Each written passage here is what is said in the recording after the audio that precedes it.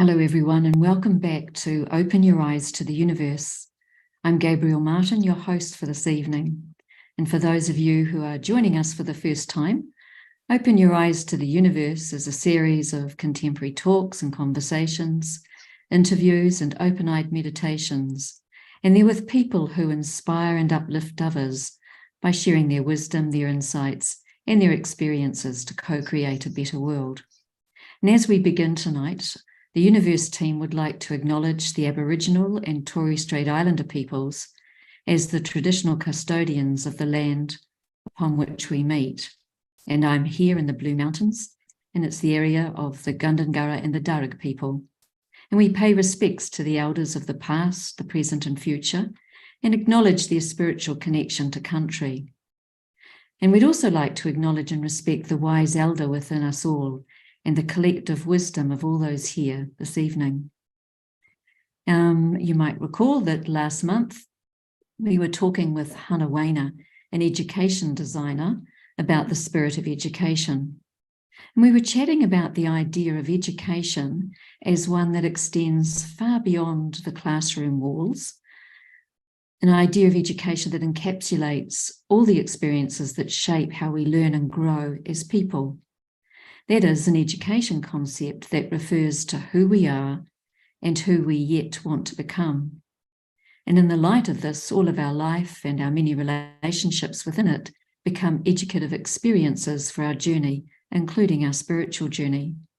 And when we consider education in this way, we realign with the deeper spirit of education, our aspirations for self, each other, and the world beyond. If you missed that episode, feel free to check it out on the Brahma Kumari's website here in Australia. But tonight, our topic is demystifying solitude, and we're joined by Marta Matarin. She's based in Barcelona, and it's presently about 10 a.m. there. In past centuries, solitude has often been associated with the search for the sacred, and very often solitude was assigned to the esoteric elite, if you like, monks, nuns, sannyasis, philosophers, and the like, who all followed some kind of path of isolation, cloistered in silence, speaking rarely, and having a singular focus on the divine. And in more recent decades, solitude is less mystified, yet perhaps more feared.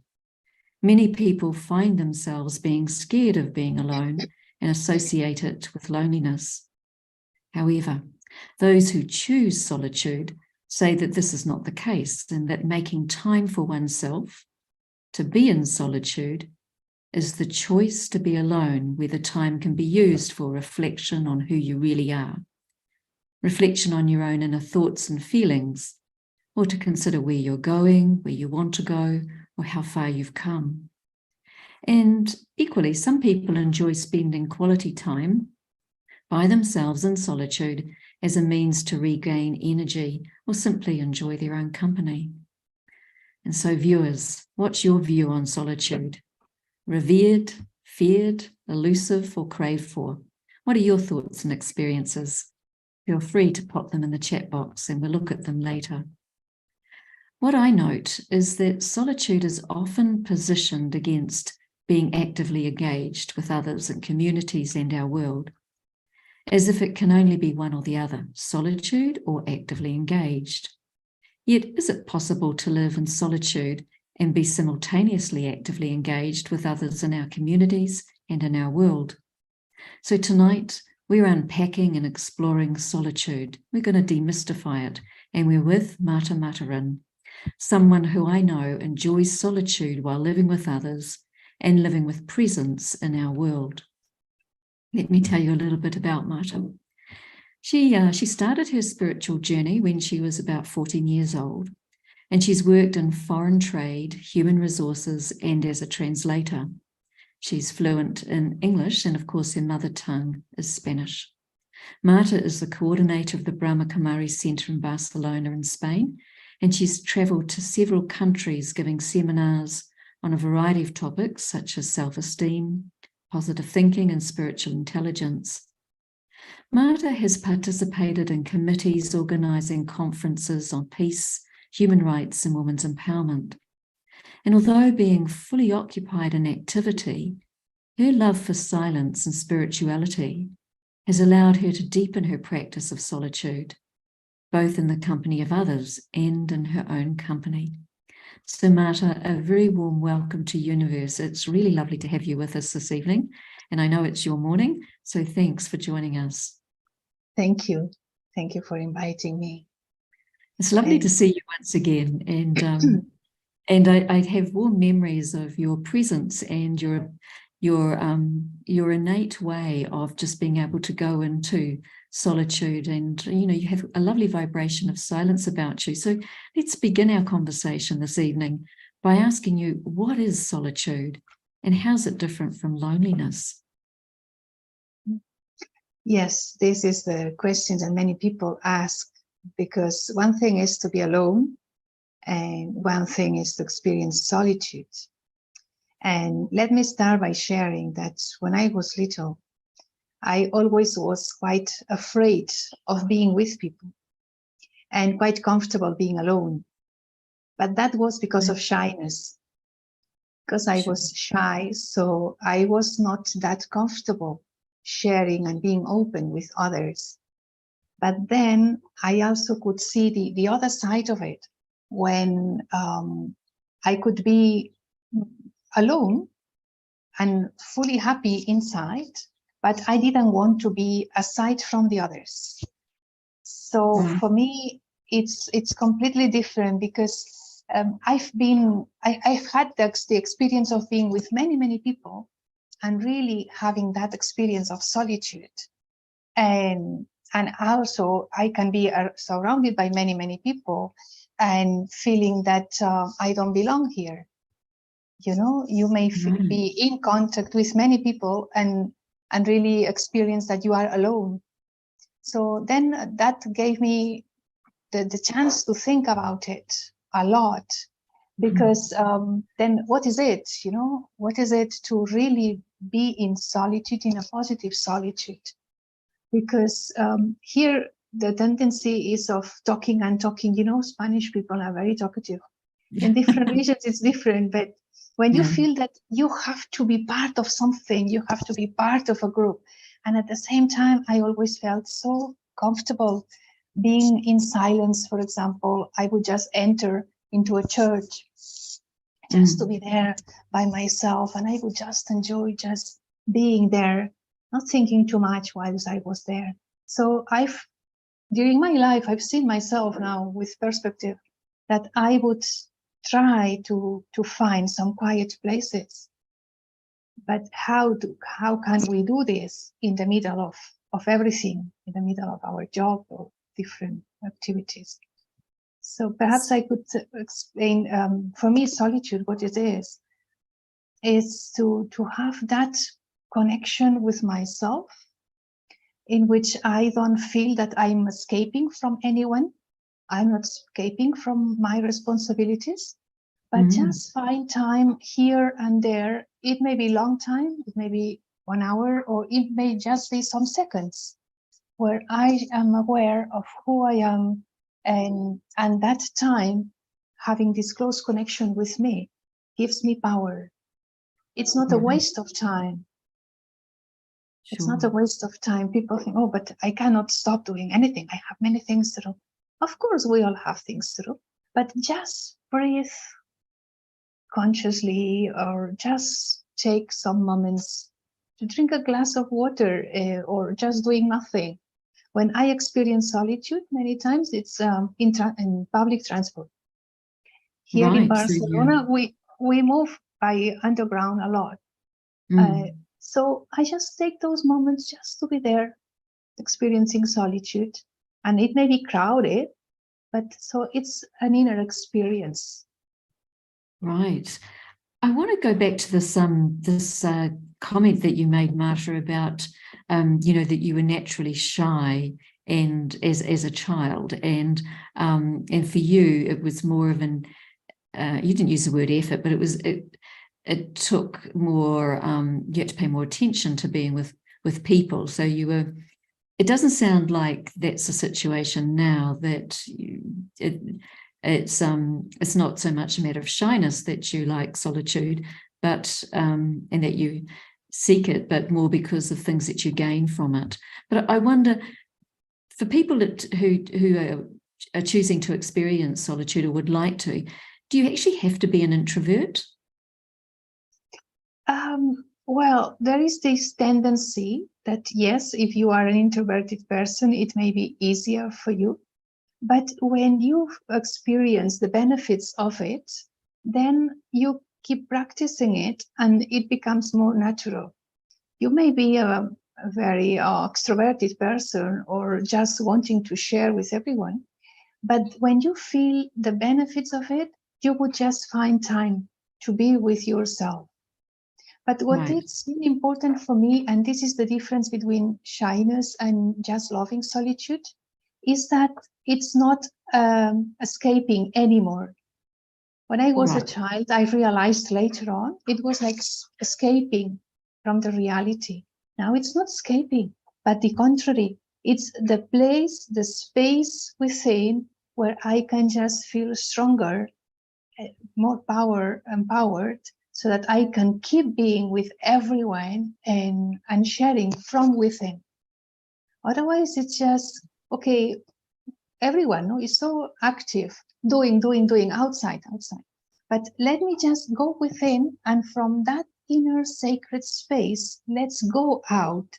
And whatever we may share that comes from that inner sacred space, that will be meaningful. Right. So it doesn't actually have to be, you don't actually have to be an introvert to appreciate solitude.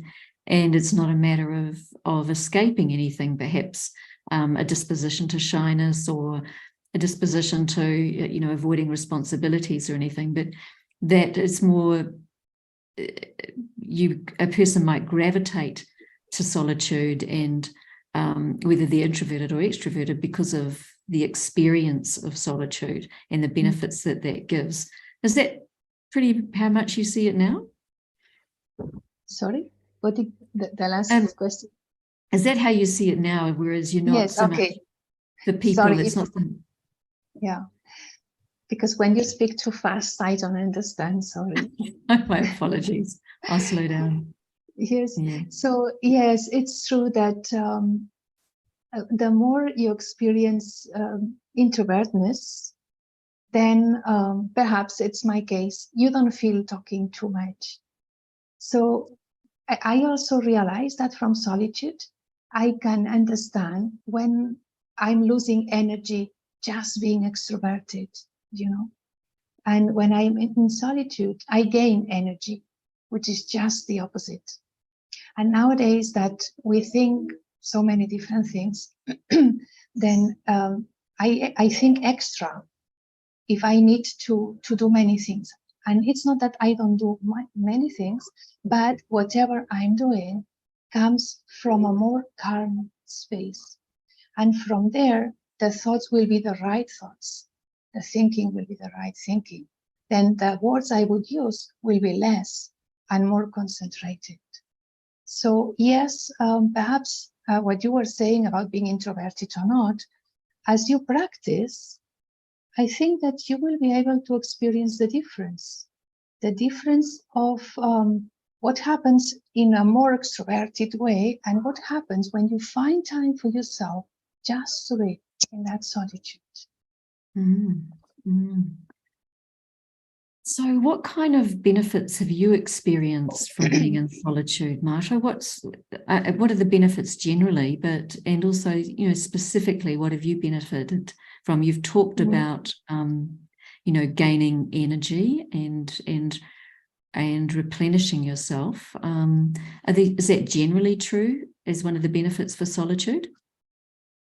Yes, because also talking about the benefits, it's I am quite interested in finding ways of conserving the energy.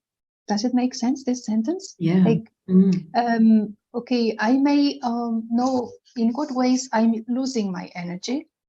I also may want to know how to gain energy, but also how to conserve the energy. For example, perhaps people that are watching us now, they may have the practice of having some moments a day to meditate, or if not, perhaps someone is thinking about it. And at the beginning of the day, it's quite useful to have some moments in silence, in solitude. So, but then during the day, so many things happen that if I have the practice, every now and then I can keep watching myself and saying, okay, I don't want to enter into this conversation. For me, is one of the biggest benefits is that I'm more aware. I'm more aware of what's happening around me, but inside me. And seeing that if I get involved in this conversation that goes nowhere, then I will lose energy. If I get involved in this strong dialogue, I would lose my energy. And I try to conserve, the energy and use it to what is more useful and what is my purpose in these days. So for me to be aware and not just continue with the automatic pilot, when you just move like a machine. Once I saw myself like I was watching me from outside, it was quite a powerful experience for me. And I thought, oh, this is like a machine. And that was like, okay, I don't want to be a machine anymore. I just want to be the one that decides what I want to do, what I want to say, and what I don't want to. And solitude has been the way to just have that wider, subtle vision, understanding what I couldn't understand. Just, how can I say, in solitude, you are more aware of subtlety. Right. Yeah, that's a beautiful experience, isn't it, of being more aware of subtlety and being able to then, when you engage, come into sound or engage, being able to be more discerning around what you're going to participate in and what you're not, because you're aware of your energy. And in that subtlety, what I'm talking about my experience, perhaps I'm talking to someone and that person is saying certain words, but beyond those words, that person is saying something else. If I just stay with the words, I will miss what that person's heart is saying without words. But when you experience that level of subtlety, you can see that that person is not only saying, where is this? That person is saying, please pay attention to me. Right. Yeah, that makes sense. Wow. So some of the benefits, being able to conserve your energy, being able to subtly connect with others and engage with them in a deeper way, and being able to discern what you're going to be involved in and what you're not going to be involved in, and aligning that with your purpose. They sound like some really significant benefits of being in solitude.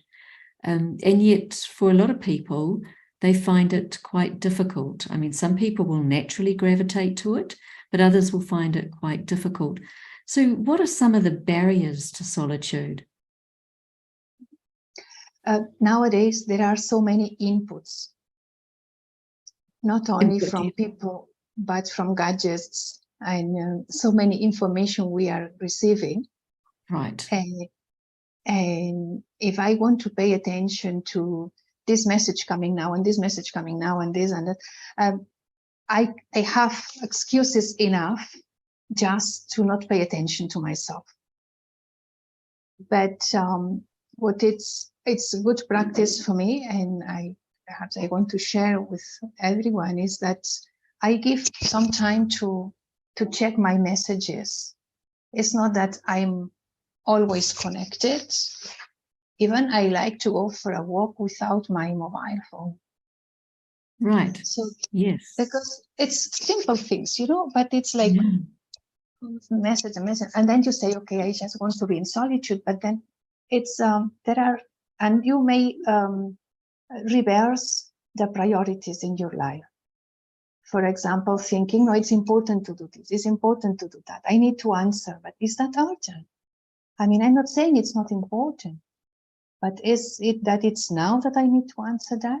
Because being in solitude, it's also a chance to have a meeting with myself. And it's not that it's being selfish. Some people say to me that, you know, those people that meditate, it's like they are selfish because they only want to be with themselves and they don't care anyone else. And I don't think like that. I think it's a way to just experience, and with that experience of peace, of tranquility, then the connection with others will be better. So if someone says, okay, I don't know what to do to be in solitude, because I think for the Westerners, we always think that we need to do something, and it's about not doing, just being. But if someone feels it's difficult, then there are some other ways. For example, it's also very useful to me to write. Okay, if I am not concentrated today, okay? So, okay, I may just want to have a piece of paper and a pen and just write something about you, something that bothers you, or something that you want to think of, but just a way, like a method to give time to yourself. And you will discover that it gives such a good experience to become friend of yourself. It sounds silly, but you know, I think it's time. It doesn't sound It's silly time at all. for us to be friends of ourselves, because I also found that I was trying to find my best friend, you know, here and there and everywhere. And then one day I thought, okay, perhaps it's about me. Perhaps it's good to have a good connection with the self and enjoy your own company, so that you get to know more about you, and then you will be able to have a different level of communication with others. And I'm interested in going into the depth in the conversations. You know, with some people, it's quite superficial. And yeah. So those are some lovely things you're saying there, Marta. Like it's quite a challenge to put down your mobile phone.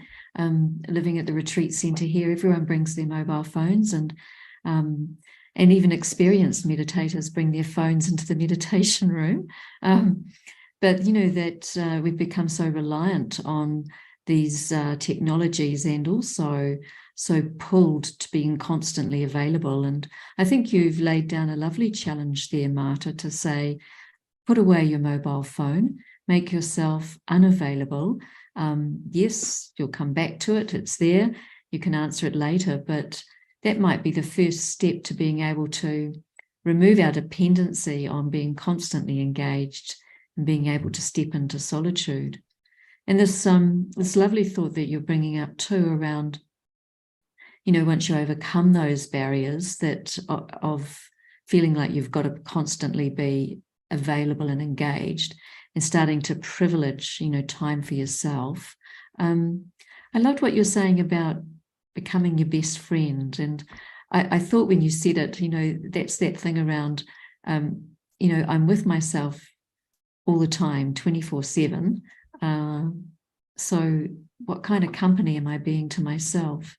And I think you explore solitude with that way of becoming your best friend. It was lovely, indeed. Yeah. So was that something that changed on your journey for you, whereas it began with shyness and it moved now into a positive preference where you are, you know, actively engaging with yourself and being your best friend to yourself? Yes. When I saw myself being aware that I had put together what is important and what is urgent.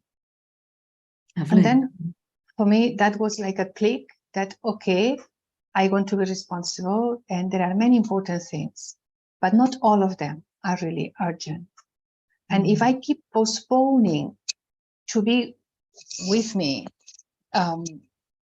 always, because there are always other things to do, then I feel this with no inner power. But for example, one practice I have, because I've seen that even seated on the table to eat, there is always the plate and the mobile phone, you know, for many people. And I also was doing that. So I said, okay, no, when I go to the dining room, then at the entrance, I leave my phone there, and then I sit. And just, even just eating, that can be a moment of solitude, you know? Yes. Yes. So, because otherwise we are just consumers of information, of inputs, and then we say, okay, yes, I love silence, but I don't give time to myself to be in silence. Yeah. So,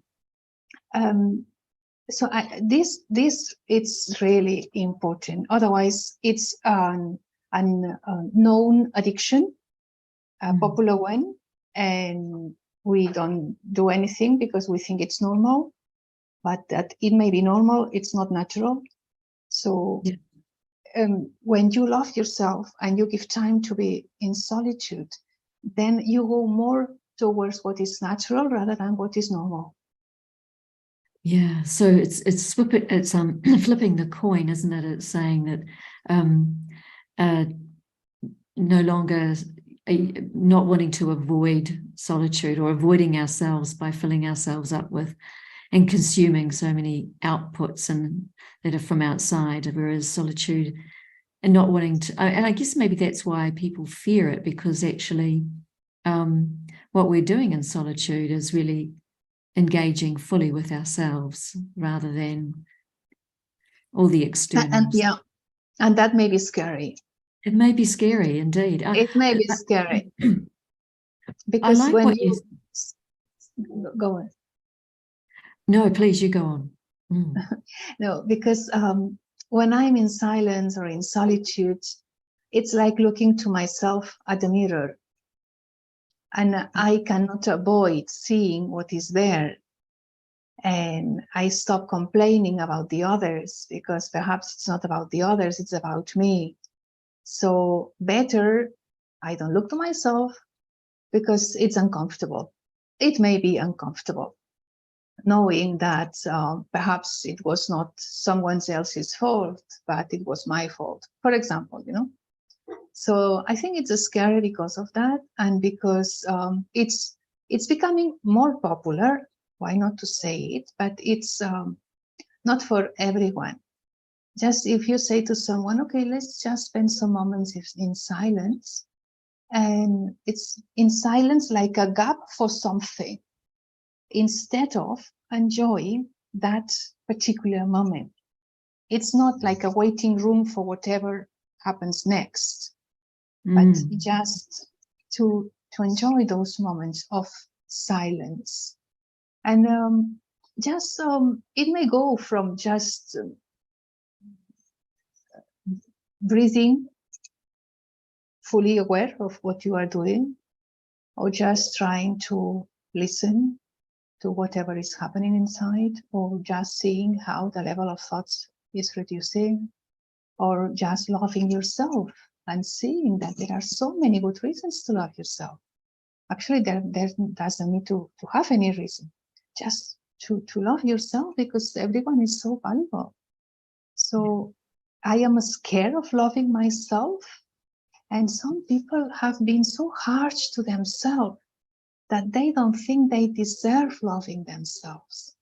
So whenever they are in silence or in solitude, it's a way connecting with that, you know. So, okay, just be like massaging the self. Also, time for solitude is okay. Just I disconnect from whatever is happening around, and I just listen to myself deeply. And in solitude, I've seen people crying of like, okay, they allow themselves to go to parts of themselves that have been rejected and that needed to be healed. And when they give time to themselves, again, they are confronting that. And they can do two things. They can just, okay, let me watch what's happening next in my agenda so that I don't see that again. Or, okay, this is what's happening. Let me just be here. Let me see what is there. And solitude, I think, gives us the time to process things. So there are different areas in solitude, I think. I can use solitude some moments just to reflect and to process things, to write things that I need to give more attention to. Or it can be a moment of concentration and just silence and just being who you are. And I think both things go together and are needed. Look, we're at a point, I think, where it would be really beneficial for you to lead us in a meditation to actually take us into the experience of solitude. You've made some really important points here. You've talked about things like if you're finding it hard and one of the barriers of getting into solitude, you're finding it hard to, pick up a piece of paper and a pen and just start a reflective flow of your thoughts and feelings onto the paper. And we've looked at some of the barriers and this aspect of, sometimes it's just a facing ourselves and seeing what's there and maybe being as scared of the dark within ourselves as we are scared of the light within ourselves. And maybe even being scared of self-love. You've raised some really lovely points. I think it would be really useful if we just pushed pause at the moment and if you would take us into the experience of solitude through a meditation commentary. Okay.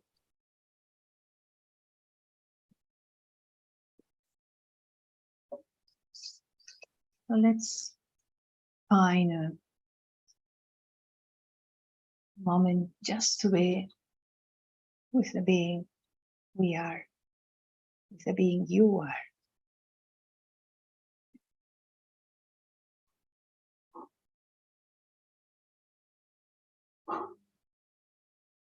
You may want to hear or you may want to listen to. So I recommend you that you use this quality time just to be with you. Just to connect with the being you are. You put aside your roles and your responsibilities. Just enjoy this moment. Doing nothing and being the special, wonderful, powerful being you are.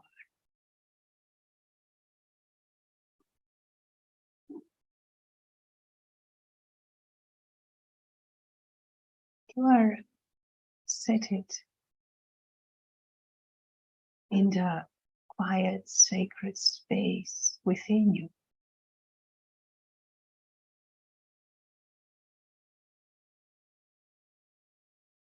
That sacred space that has always been there for you. You just need to disconnect from an active way of being. And for some moments, just being aware of you.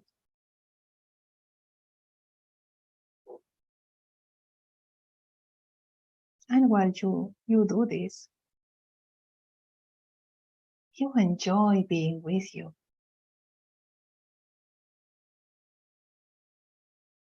In the same way that you love being with people and you love enjoying someone's company. Just now enjoy the company of the being you are.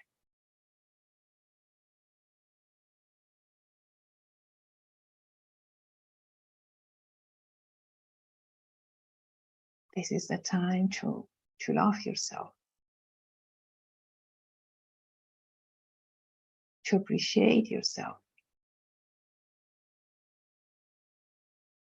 and perhaps to forgive yourself.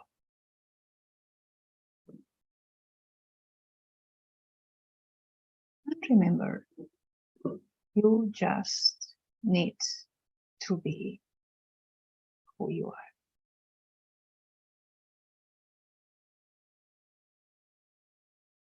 Let's now spend some moments in silence and just try to be here and now with you.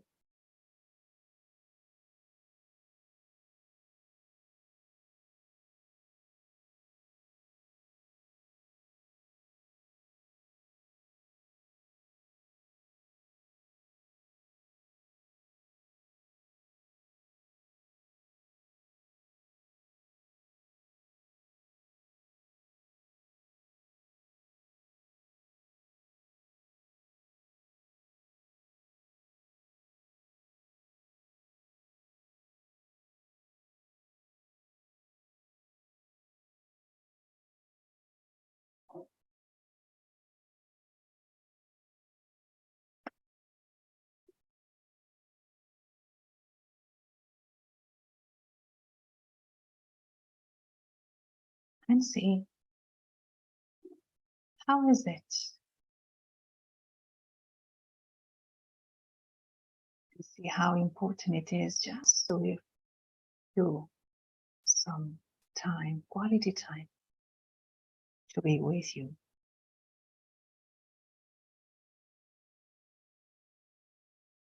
Within and without.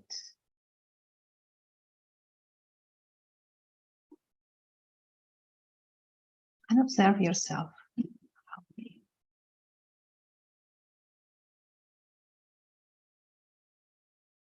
It's good also to just say to yourself, Om Shanti. Om, I the self, is Shanti.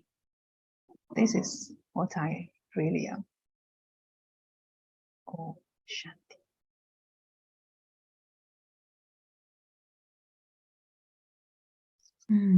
Thank you, Marta. Yes, I was beginning to really experience that feeling of being very inward and enjoying it. I wondered too how you practice solitude during your day. How do you find those moments, or what does your day look like in terms of your practice of solitude? Because I actually know you live a very busy life, and you're around a lot of people a lot of the time. So tell us about your day in terms of the practice of solitude. For me, it's important my early morning meditation, and that's like the key moment of the day. But even before I sit to create those moments of solitude, I like just to.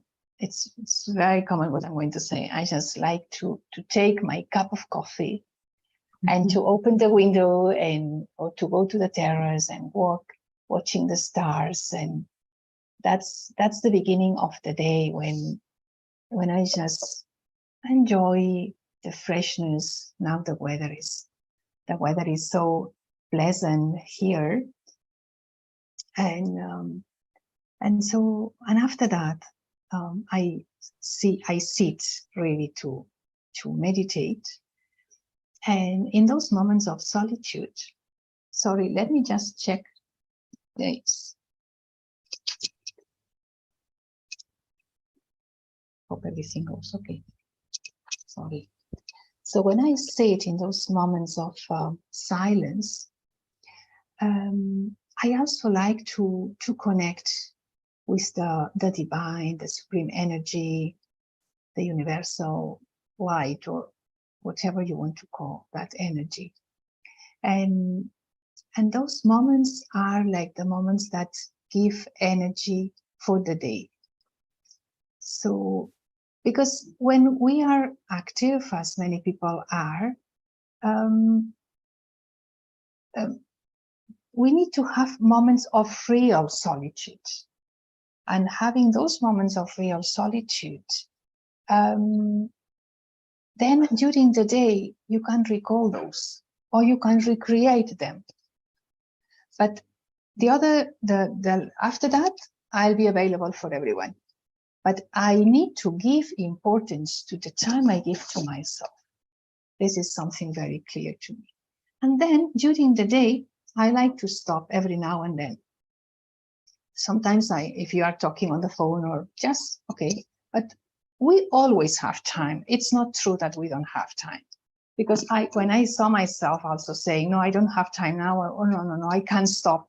But then not even for a minute, not even for 30 seconds, it's an illusion saying that I don't have time. Because we all have time for whatever we want to. That's for sure. If I want to read a book and I really want to read it, I will find time to read it, right? So yes. It's a question of interest and priorities. So then during the day, and every day it's quite different, but I like to use if I'm going from one place to another, I may be talking on the phone at some point, but then other times when it's not that urgent or it doesn't need to be at that moment, then let me just enjoy having like those time for the self. And then at the end of the day, like 7, 8 o'clock, it's also good, and not only good, but healthy to reduce the brain activity. I've discovered that whenever I use my brain activity till right the moment I would go to bed, that's not healthy at all, because then the sleep is not that, it's not that useful to regenerate the cells and everything. So it's good just like a couple of hours before going to sleep, just to have a different mood, different speeds inside. So during the day, I'd like to have some moments like those. So it's sounding like the beginning of your day, a dedicated time for solitude, and then doing moments of recharge, if you like, or reconnecting, going within again periodically throughout your day in those moments. And I think earlier you spoke of being on the train in Barcelona and taking time then to be reflective and move into solitude, and then you're closing your day again with like a dedicated period where you're really actively coming back to yourself and going into solitude again at the close of your day.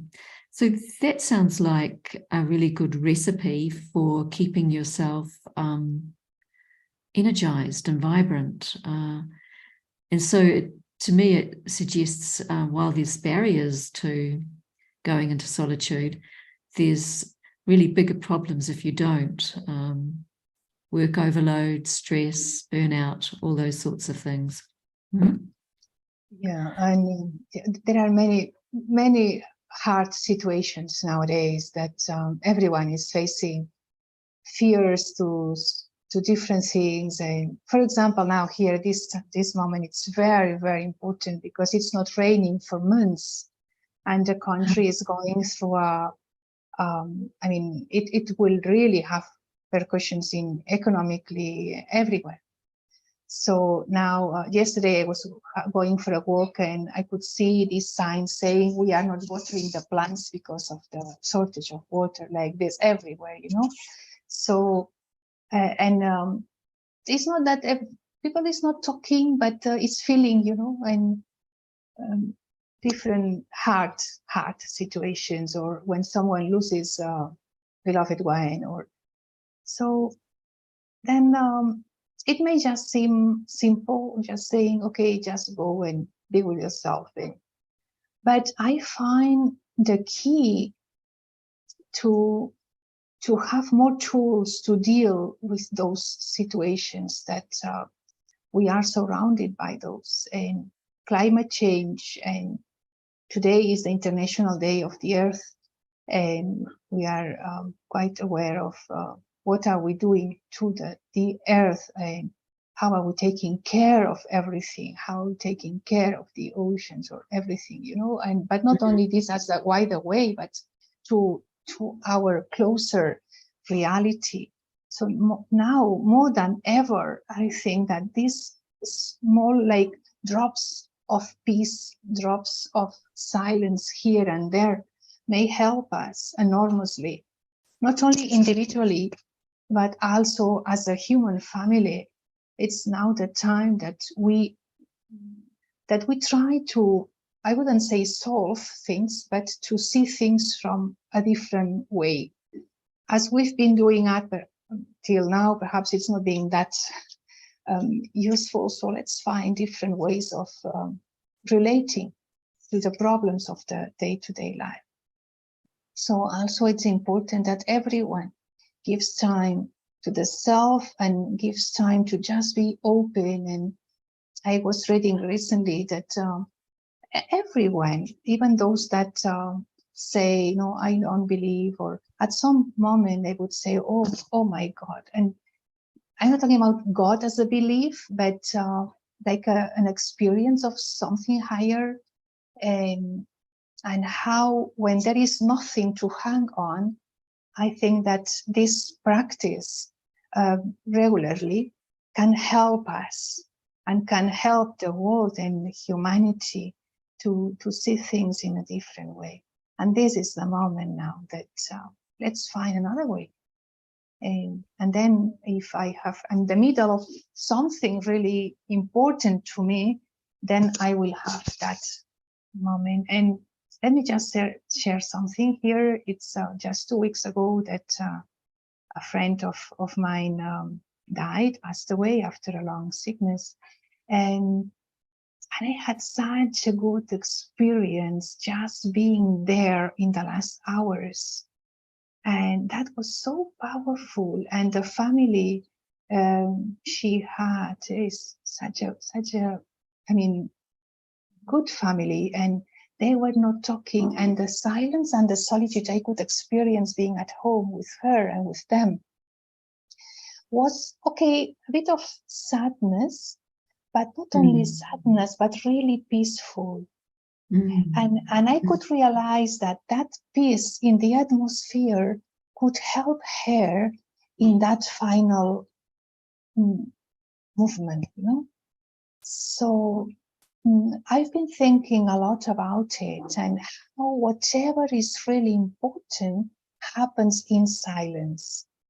For example, when a baby is born, although it may be lots of movement around and doctors and nurses and, you know, but the act itself of giving life is a silent one. When someone is doing a research, that moment comes from silence. When someone is dying, of course, it's a moment of silence. So there is no reason just to escape from it, because everything important happens from that solitude experience. So if I have that practice of being more in solitude every now and then whenever I'm in the middle of a situation like those, I wouldn't be afraid, or I would just want to be there to give the best of myself in those situations, I think. Yeah, look, I love what you're saying here, Marta, about silence or solitude meaning spending time in silence, which enables us to get in touch with that very pure, original, perfect self, and to re-engage with our self-love, and that this silence or this energy can come back to us during the day when we need it. And it's this silence that really helps us go within and recognize our own inner well-being, if you like. But also you're talking about the power of silence as something that can assist others vibrationally, I guess is what you're really saying here. Can you tell us a little bit more about the power of silence in your experience? And you've shared some of it already, but how, maybe you could explain how the power of silence actually works, and how we can become more like agents for the power of silence, use the power of silence and fill ourselves with that power. Yes, it's connected with the power of thought. Our thoughts are really powerful. If I have a negative thought, that negativeness will reach everywhere. I will not be aware, and I think, okay, I'm just thinking this, but the vibration is reaching everywhere. If I'm having a positive thought, that thought will color the room where I am. If I'm having a powerful thought, a thought that is full with peace and love and strength, and that thought will give energy to wherever I am. So silence is not emptiness.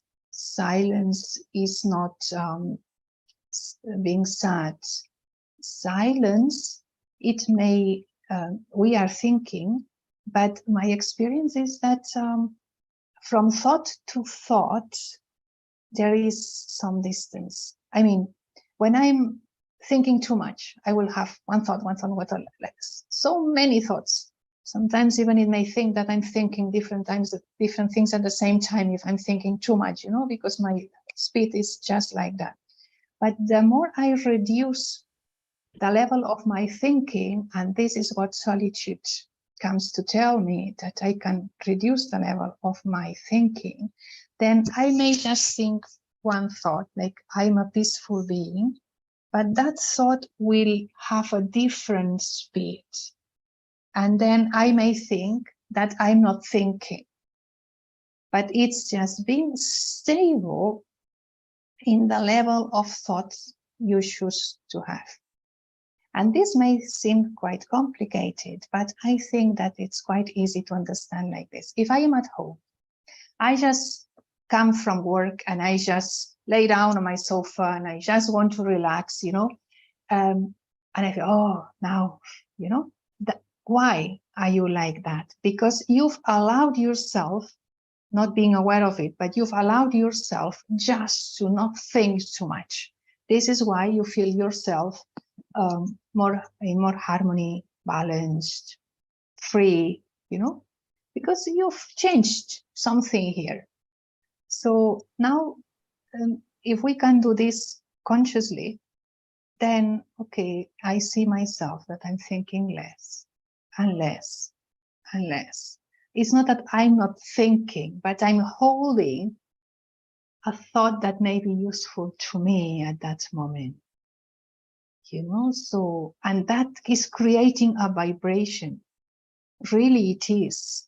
It is creating that vibration that reaches not only the room where I am at now, but it reaches the universe. You know what, Gabrielle, when I saw the title of your program, I loved it so much.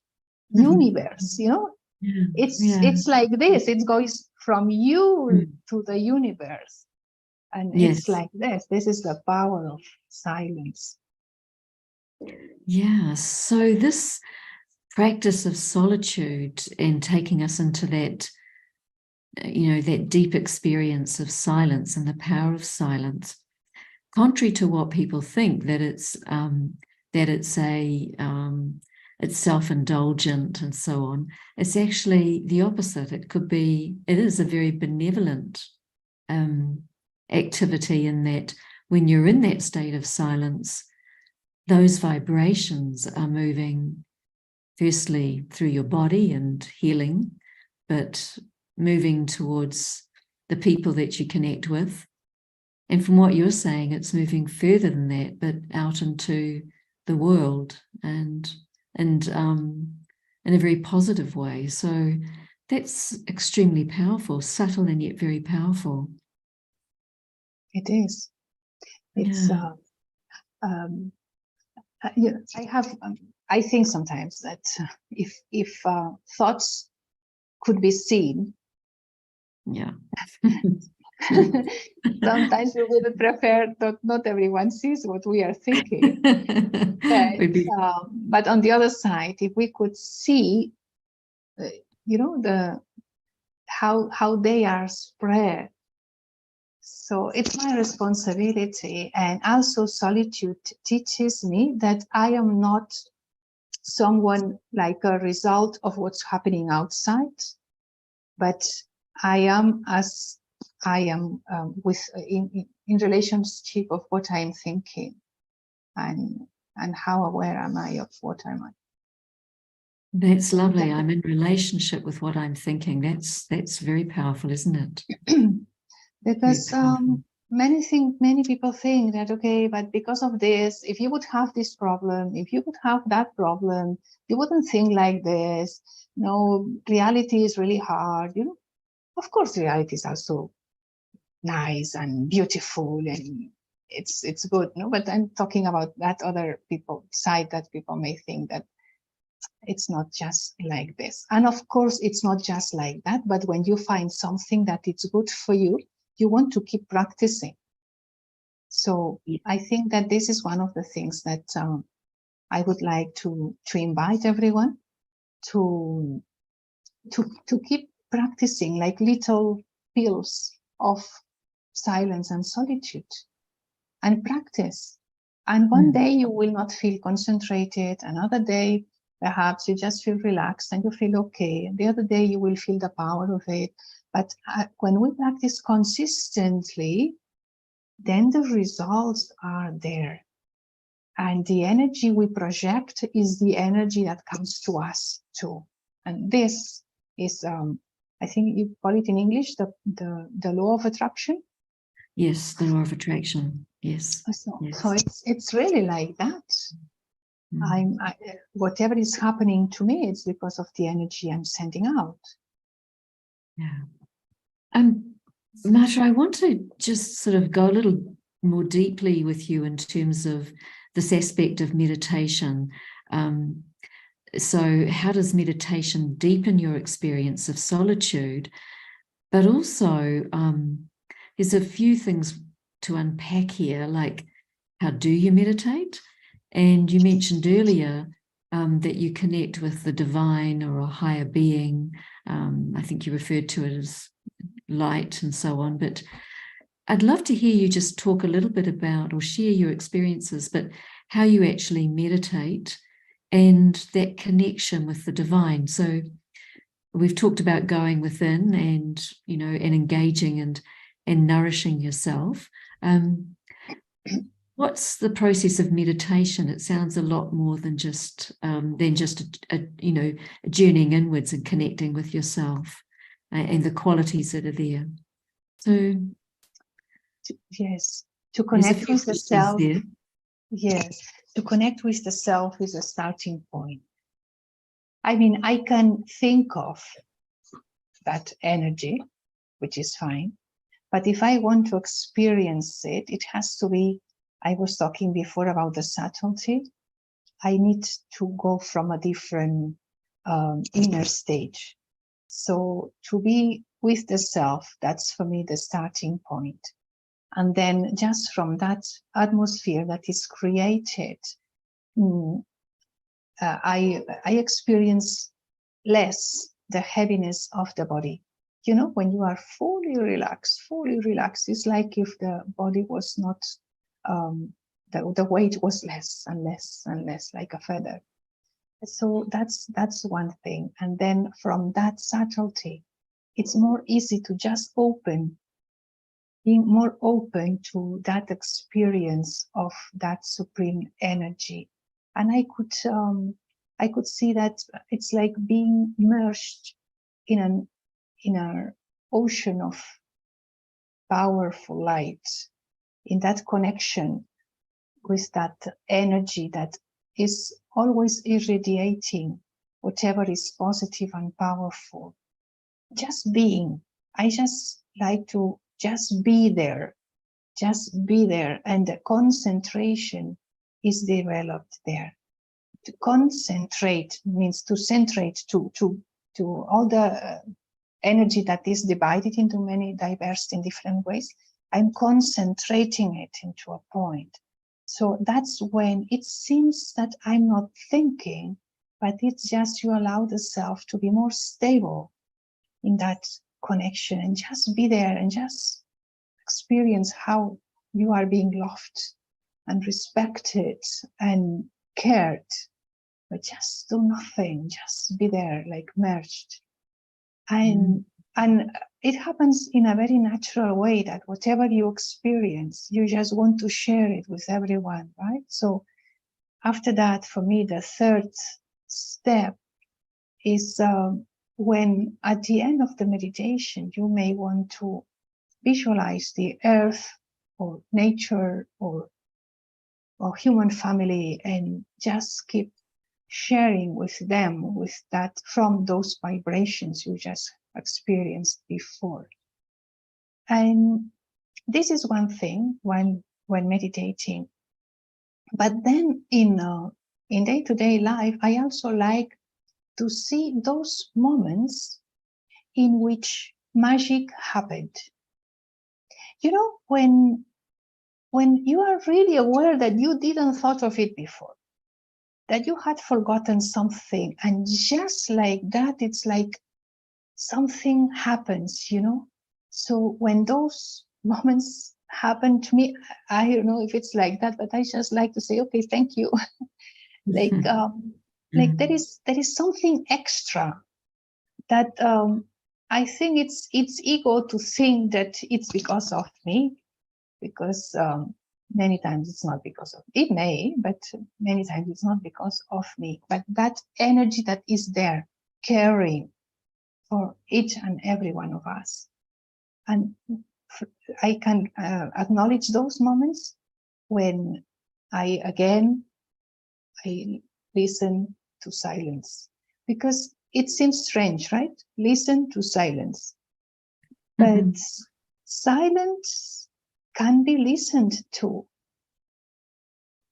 And also, it's not like a voice like talking to you. No, I wouldn't say like that. But it's the sensation you have or the feeling you have of something else. So this is why you keep practicing meditation as a way of going inwards, going upwards, if we can say it like that. That's a good connection that we all need. And then with some, you will be able to talk. With some, you may not want to talk to them about these things, but at least you will be able to spread this energy with whomever around you. Yeah. It's these power vibrations is astounding. I remember being in Assisi in Italy and going into the tomb of Saint Clara there, and the silence in this space was phenomenal. You could absolutely feel the silence, and this was a place, and I think a lot of people would relate to that, because, you know, whether it's in the silence in a place of importance, whether that's a church or a mosque, perhaps it's in nature, but that experience of silence. And you are explaining a way in your meditation where you can access that in a very deliberate way, because of course you can't always be in a nature or a place where you easily experience it, but you're talking about accessing it in that journey upwards in your meditation process. Can you expand on that a little bit more, Marta? How does that actually happen for you, and what is that experience? In that connection, I was saying?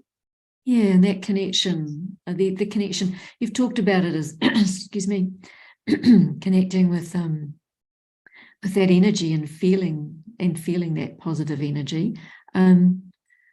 How do you relate to that energy? What is that for you? It varies. Sometimes, for a while, even in that connection, I was using a lot my head. Then I realized it was not, it hadn't to be with the head, but with the heart. Right. Yeah. So nowadays, because it's always like to change, it's always nice to change. So now I am more like connected with the feelings, and just wanting just to be there. And those moments when you know when you feel happy and you enjoy that moment. It's like if time would stop, right? So it's, oh, half an hour has gone by. I didn't realize it was so long. So it's a bit like that. When I enjoy those moments, I just be there, and it's also a way of seeing another perspective of time, of reality. It's not that reality is what I can touch. There is another reality that it's happening, and I may not live it if I'm in another awareness.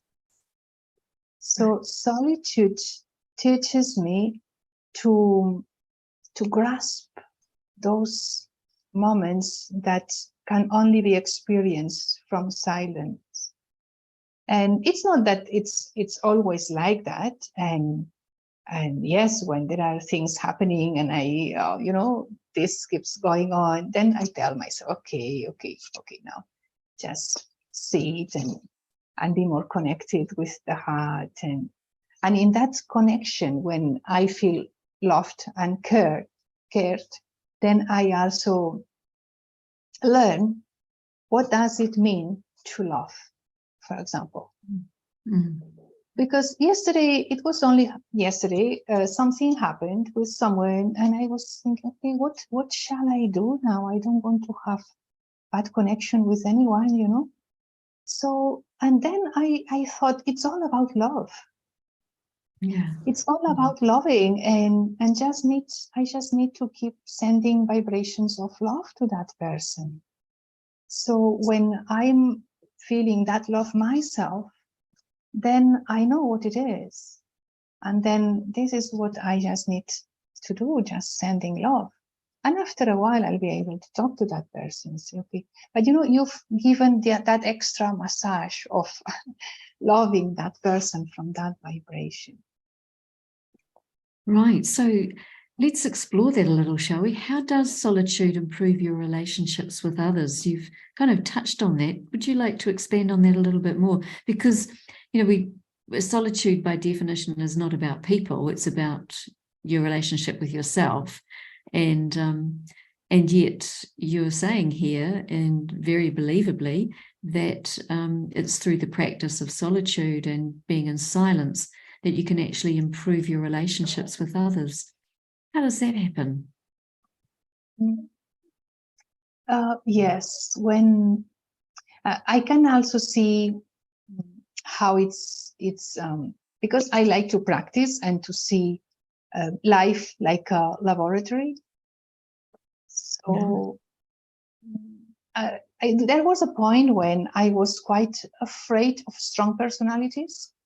There are some people that so I was like becoming smaller in front of those type of people, and then I thought, okay, each and everyone has their own space of solitude.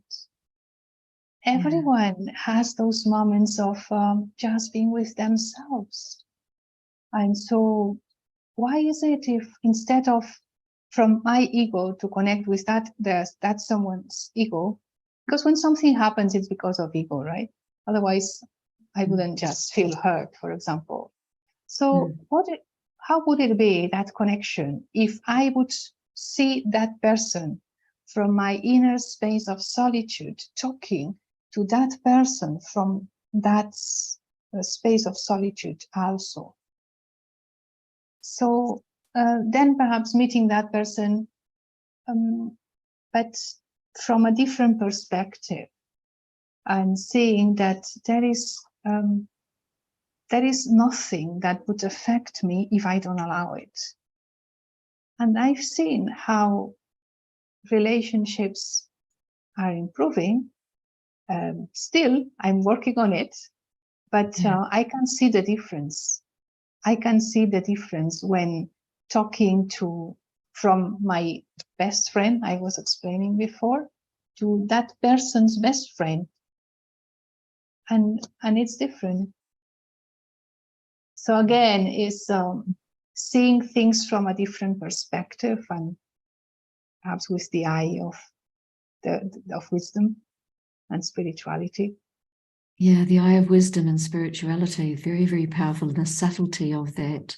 I was reading recently something from Dadi Janki, and of course you know her. She was the chief of the Brahma Kumaris, the administrative head of the Brahma Kumaris, before she left the body. What was it? About 6 years ago now. 3 years ago. 2020, yes. 2020, 3 years ago. My goodness. And it was in one of her books, Companion of God, and she was saying that with introspection, I can take charge of my mind and purify my intellect and change any habit I want to. And I thought that was incredibly profound. I mean, if I consider the amount of energy and time and money we spend on ill habits, and the amount of time, energy, and money we spend on trying to get rid of habits that aren't useful to us, that she's saying that with the power of introspection, I can take charge of my mind and actually purify my intellect and change any habit I want to. Over the course of your spiritual journey, Marta, have you found this to be true? Have you been able to change habits? I know it's true in the sense that you talked about moving from shyness to a position of empowerment and an ability to be able to move easily in the company of people with different personality traits, like people who are quite dominant. But for people who are listening, what would you say to them about wanting to change a habit and being able to use introspection to do that? Yes. You know what? I had lots of anger. I could be furious. Now I can see that there are traits like impatience or wanting to control, because if I get angry with someone, it's because I'm not accepting something, so I want to control. So if I like to see when there is a tendency I want to change, I need to see myself in that situation. What's happening here? And again, it's like watching myself, looking to myself to the mirror and say, okay, wow, this is there. So if I see myself and I don't want to see myself like that, then I would see what I need to practice more.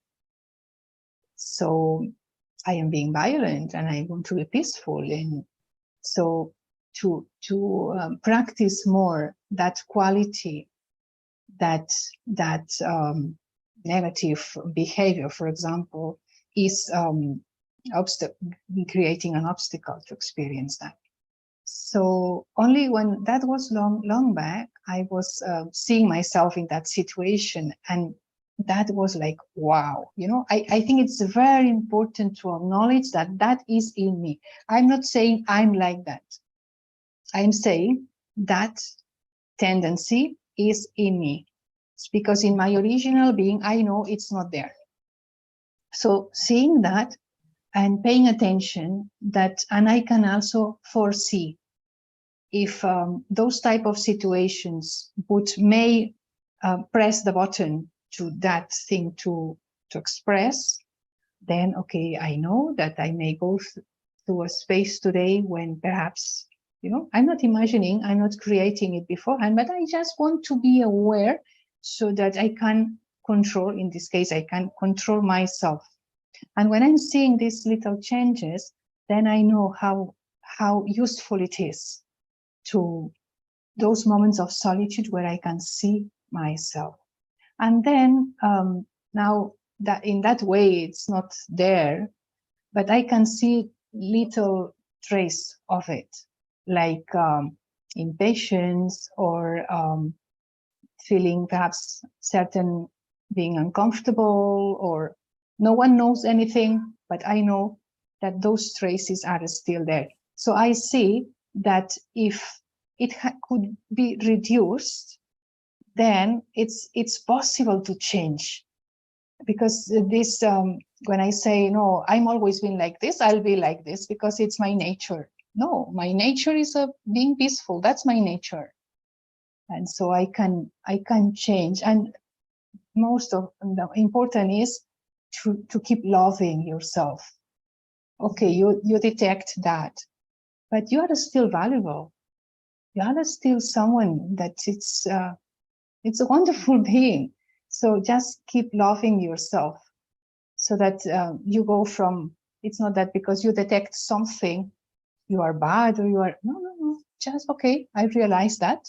So let's increase other patterns, other ways of behaving, so that that can be removed. So yes, it's we need to keep practicing. Yeah. And isn't that a beautiful way to change a habit that's causing us distress or others distress, is that being able to turn within and reach into that our own pure, original, perfect self or way of being, and re-emerge that. That's a lovely message of re-engaging with your self-love and growing that, and allowing the other things to just naturally reduce. Marta, I wonder if you would take us into a meditation again, and connect us with this divine being, the divine energy that you talk of, so that we can deeply feel that sense of silence as we move within. Okay, good.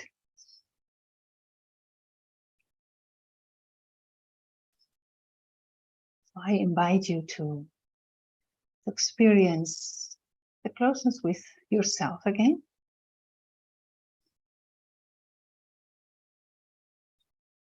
In that sacred space within. Being aware of who you really are.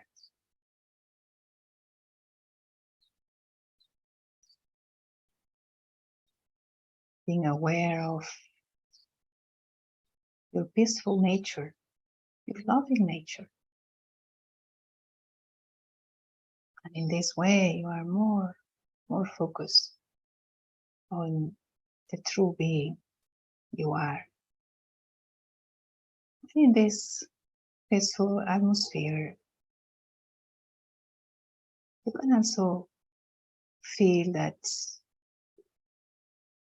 you are close to the Supreme Being, the nature, the being that his nature is loving and powerful and wise.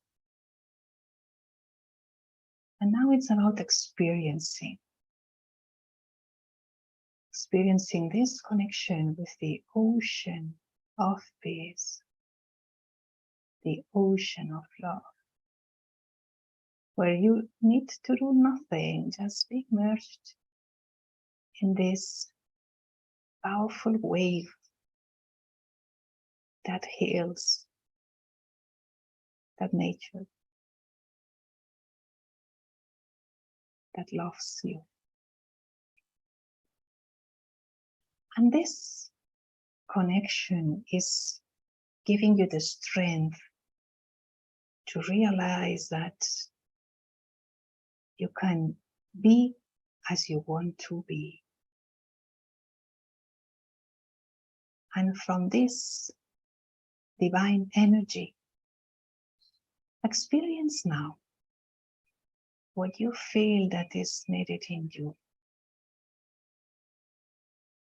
Yes, perhaps you feel that there is a need in you to be more powerful, or you would like to experience more love, or you need to heal something inside.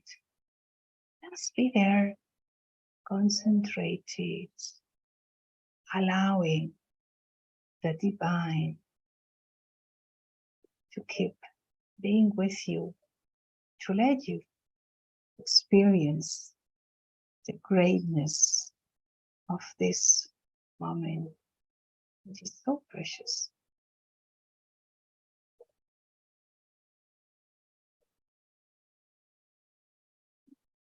Because the divine knows you, perhaps more than what you know yourself. understands you, cares for you.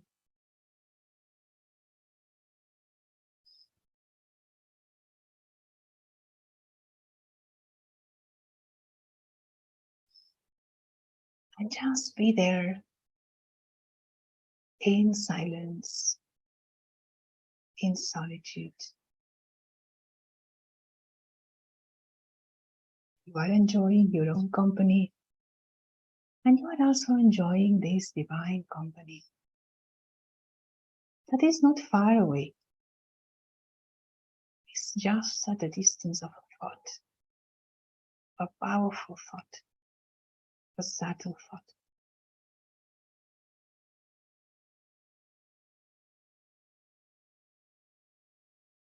So now just be there in silence, in this divine connection.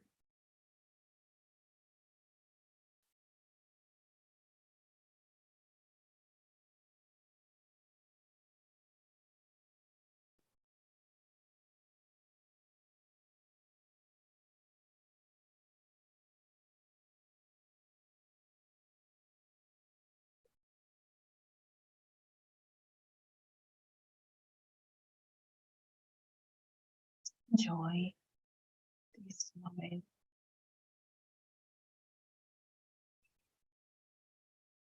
And perhaps, who knows, this is the experience you wanted to have. And it was not about going outwards, but it was about going inwards.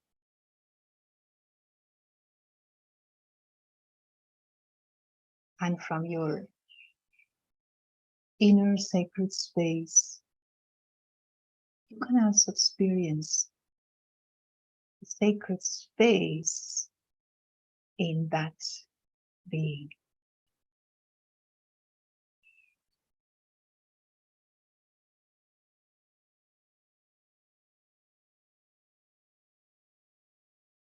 Om Shanti. Marta, thank you for that. It's a lovely journey that you've taken us on, and being able to experience that connection with the divine in that way is indeed a very rich relationship. And it seems to me that the more we understand ourselves in solitude and allow ourselves the time to go into solitude so that we can really begin to understand ourselves fully, and then connect with the divine in that sacred space that you took us to, then the more we're able to accept ourselves, to love ourselves and others, and then in turn deal with the world and the situations that arise.